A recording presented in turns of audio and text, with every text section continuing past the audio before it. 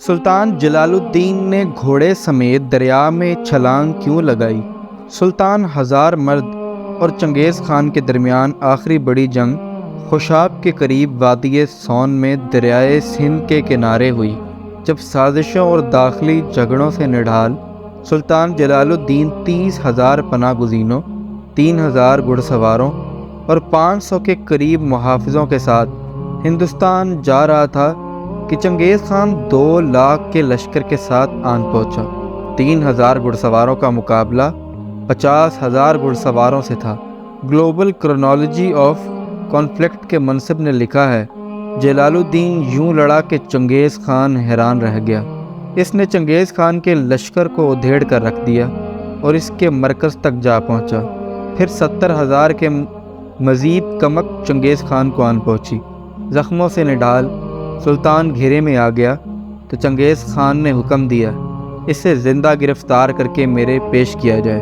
سلطان کے سامنے چنگیز خان تھا اور پیچھے دریائے سندھ۔ اس نے گرفتاری دینے کے بجائے پہاڑ سے گھوڑا دوڑا دیا اور دریا میں ڈال دیا۔ یہ نسیم حجازی کی نہیں، میجر رویٹی کی روایت ہے کہ چنگیز خان کو اس کے تعاقب میں کھڑا دیکھتا رہا، مگر اس سے گھوڑا دوڑانے کی ہمت نہ ہو سکی۔ وہ حیران کھڑا زخمی سلطان کو دیکھتا رہا، اسے یقین نہیں آ رہا تھا کہ کوئی یوں بھی کر سکتا ہے۔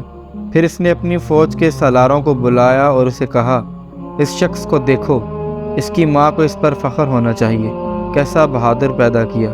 لیکن یہی وقت تھا کہ جب سلطان کی ماں وہیں پاس کہیں کے دریا میں ڈوب کر مر رہی تھی۔ یہ واقعہ ازبک، فارسی اور ترک لوگوں کی داستانوں کا حصہ ہے اور اس کی کافی منظر کشی بھی کی گئی ہے۔ یہ جگہ گھوڑا طرب کے نام سے مشہور ہے۔